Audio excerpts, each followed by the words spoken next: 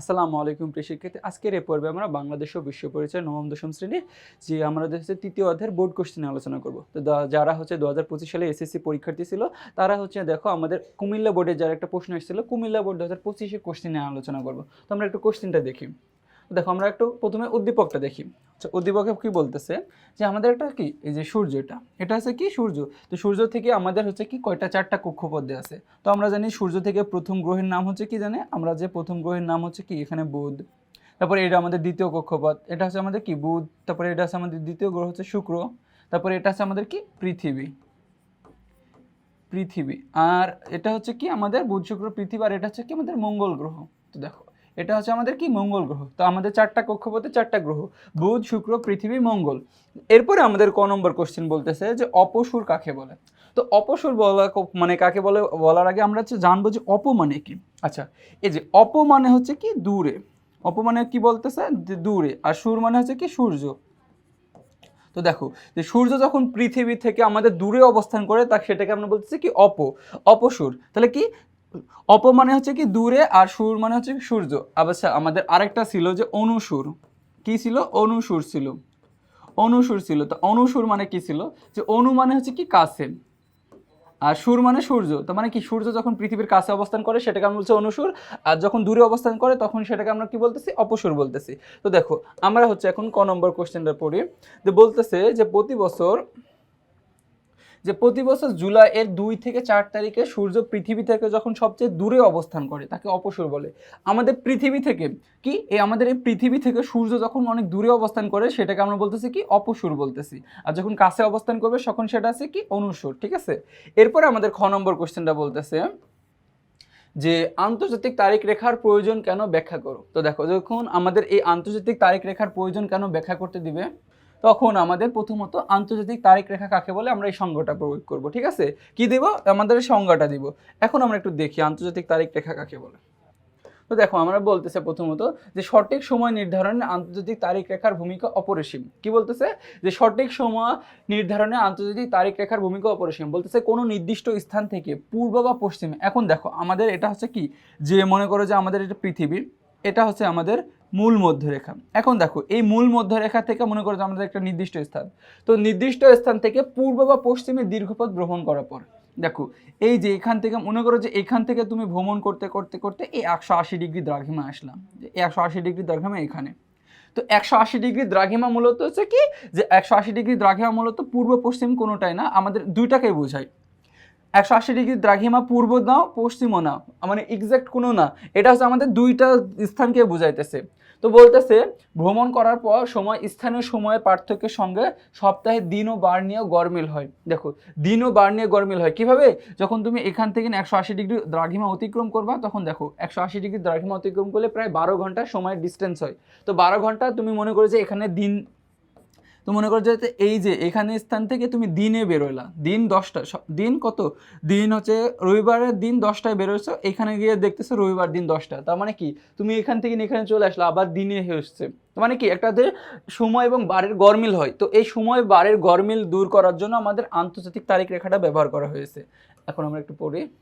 তারপর বলতেছে যে নির্দিষ্ট স্থান থেকে পূর্ব পশ্চিমে গেলে 180 ডিগ্রি দ্রাঘিমা অতিক্রম করতে হয়। কি 180 ডিগ্রি দ্রাঘিমা অতিক্রম করতে হয়, যে কি 180 ডিগ্রি দ্রাঘিমা অতিক্রম করলে সময় নিয়ে সমস্যা দেখা যায়। বলতেছে এ সমস্যা সমাধানে 180 ডিগ্রি দ্রাঘিমা রেখাকে অবলম্বন করে। কি বলতেছে? 180 ডিগ্রি দ্রাঘিমা রেখাকে অবলম্বন, এটা হচ্ছে আমাদের মূল মধ্যরেখা, আর এটা হচ্ছে আমাদের 180 ডিগ্রি দ্রাঘিমা। তো এই 180 ডিগ্রি দ্রাঘিমা কি যে রেখাকে অবলম্বন করে সম্পূর্ণ জলভাগ। তো দেখো এই যে সম্পূর্ণ জলভাগ বলতে এখানে আমাদের প্রশান্ত মহাসাগর অবস্থিত, তার জন্য বলতেছে যে সম্পূর্ণ জলভাগের উপর দিয়ে উত্তর দক্ষিণা প্রসারিত কল্পিত রেখাকে কি বলতেছে আমরা যে আন্তর্জাতিক তারিখ রেখা বলি, যা দিন এবং তারিখ নির্ধারণে গুরুত্বপূর্ণ ভূমিকা রাখে।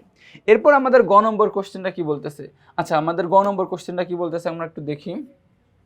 বলতেছে যে চিত্রে এ গ্রহটির বর্ণনা দাও। আচ্ছা, চিত্রে এ গ্রহ দেখো, তো এ গ্রহ আমরা বললাম যে এ গ্রহটি হচ্ছে কি আমাদের, এটা হচ্ছে সূর্য, সূর্যের প্রথম গ্রহটির নাম কি আমাদের জানি, সূর্য থেকে দূরত্বের দিক থেকে প্রথম গ্রহটির নাম হচ্ছে কি বুধ গ্রহ।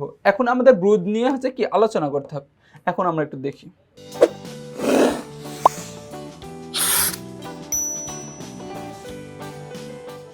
তো দেখো আমাদের তাহলে আমরা বুঝতে পারতেছি যে চিত্রে এ চিহ্নিত গ্রহটি ছিল কি বুধ, আমরা জানি যে সূর্যের দূরত্বের দিক থেকে প্রথম গ্রহটির নাম হচ্ছে আমাদের বুধ। এখন দেখো আমাদের এই বুধ গ্রহটি নিয়ে আলোচনা করতে বলতেছে, তো আমাদের পাঠ্যবই সুন্দর মতো আলোচনা করা আছে যে আমরা বলতেছি কি বুধ সৌরজগতের ক্ষুদ্রতম এবং সূর্যের নিকটতম গ্রহ। আমরা জানি যে বুধ, এই যে আমাদের সে কক্ষপথগুলো আছে, আমরা জানি যে পৃথিবী এই সূর্য থেকে সবচেয়ে কাছের গ্রহটা হচ্ছে আমাদের বুধ এবং সবচেয়ে ছোট এবং ক্ষুদ্রতম গ্রহটি হচ্ছে আমাদের বুধ। তাহলে আমরা জানি যদি আমাদের পরীক্ষা প্রশ্ন আসে এমসিকিউ, তাহলে আমরা বলবো যে কি ক্ষুদ্রতম গ্রহ হচ্ছে বুধ এবং সূর্যের নিকটতম গ্রহ হচ্ছে বুধ। এর ব্যাস দেখো, এর ব্যাস হচ্ছে কি 4850 কিলোমিটার। আচ্ছা ব্যাস বলতে তো বুঝো, তাই না? এটা হচ্ছে কি আমাদের এটা ব্যাসার্ধ আর এটা হচ্ছে পুরোটা ব্যাস। তো এর ব্যাস হচ্ছে কি 4850 কিলোমিটার এবং ওজন পৃথিবীর 50 ভাগের 3 ভাগের সমান। তো দেখো পৃথিবীর 50 ভাগের 3 ভাগের সমান, তার মানে কি আমাদের পৃথিবী থেকে কম। তারপর বলতেছে সূর্যের চারিদিকে পরিক্রমণ করতে সময় লাগে 88 দিন। তো দেখো এই যে যেহেতু সূর্য ছোট, দেখো যে সূর্যের সবচেয়ে কাছের নিকটতম গ্রহ, তো এই সূর্য কি থেকে পরিক্রমণ লাগে, পরিক্রমণ বলতে কি বুঝছো, এই যে এইভাবে এখানে থেকে নির্দিষ্ট কক্ষপথ থেকে এই যে দূরত্বটা অতিক্রম করতেছে আবার এইখানে এসে থামতেছে, এইটাকে আমরা বলছি একটা কি পরিক্রমণ। তো এই পরিক্রমণের সময় লাগে কতদিন? 88 দিন সময় লাগে। আর আমাদের পৃথিবীর লাগে হচ্ছে কি 365 দিন। এবং সূর্য থেকে বুধের গড় দূরত্ব প্রায় 5.8 কোটি কিলোমিটার। এখন দেখো সূর্য থেকে বুধের গড় দূরত্ব প্রায় 5.8 কোটি কিলোমিটার।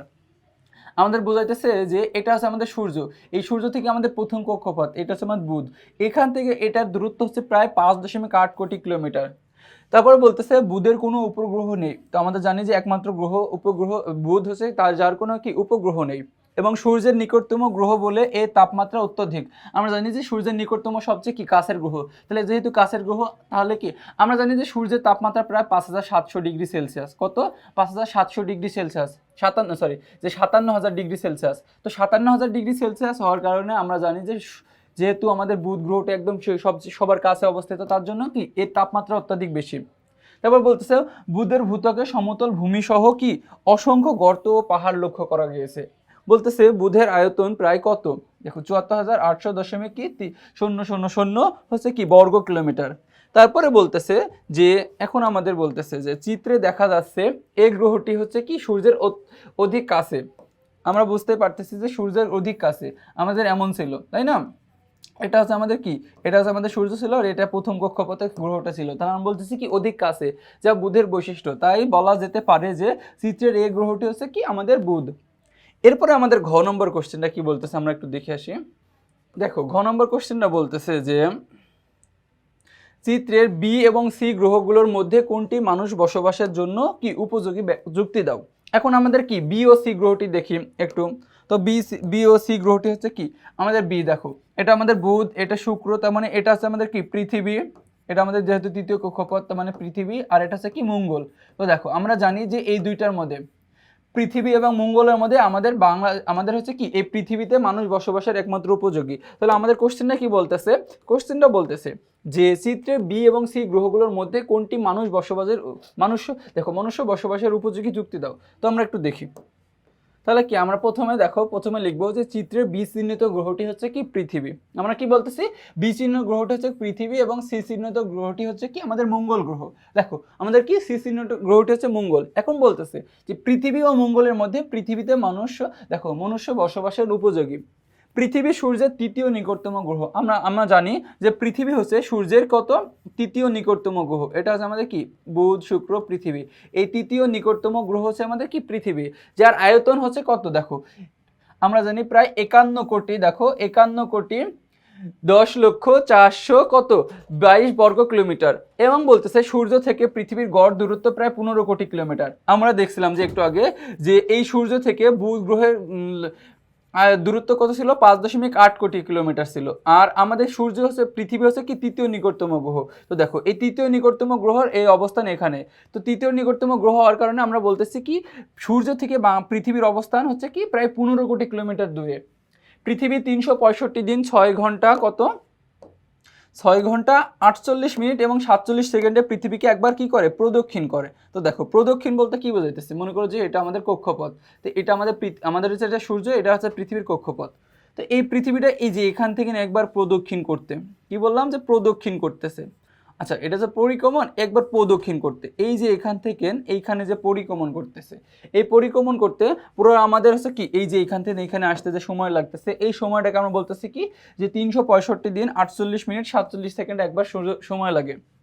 বলতেছে এই গ্রহে জীবজন্তুর বসবাসের উপযোগী প্রয়োজনীয় অক্সিজেন এবং নাইট্রোজেন রয়েছে, ভূত্বকে প্রয়োজনীয় পানি, দেখো ভূত্বকে আমাদের প্রয়োজনীয় পানি রয়েছে, এখন যেখানে আমাদের অক্সিজেন নাইট্রোজেন এবং প্রয়োজনীয় পানি আছে তাহলে সেখানে আমাদের কি জীব ধারণ বসবাসের জন্য উপযোগী।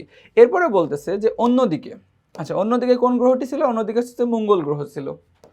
বলতেছে যে অন্যদিকে সূর্য থেকে দূরত্বের দিক দিয়ে পৃথিবী পরে মঙ্গলের অবস্থান, কি পৃথিবীর পরে মঙ্গলের অবস্থান। বলতেছে মঙ্গল গ্রহের বায়ুমণ্ডলে শতকরা 3 ভাগ নাইট্রোজেন থাকে এবং শতকরা 2 ভাগ কি থাকে, আর্গন গ্যাস রয়েছে।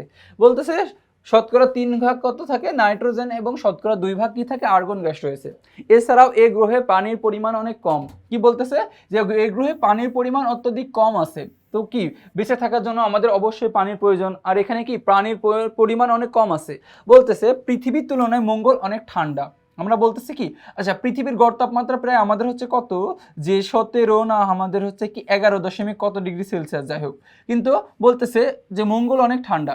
এখন যে প্রতি বছর যদি যে হিমাঙ্কের নিচে থাকে, দেখো গড় তাপমাত্রা হিমাঙ্কের নিচে মানে হচ্ছে কি আমাদের 0 ডিগ্রি থেকে আমাদের মাইনাসে থাকে, তাহলে যদি আমাদের মাইনাস হচ্ছে মনে করো যে মাইনাস হচ্ছে কি 10 ডিগ্রি সেলসিয়াস তাপমাত্রা থাকে, তাহলে আমাদের ওখানে কি জীবন ধারণ অথবা বসবাসের জন্য অনুপযোগী হবে।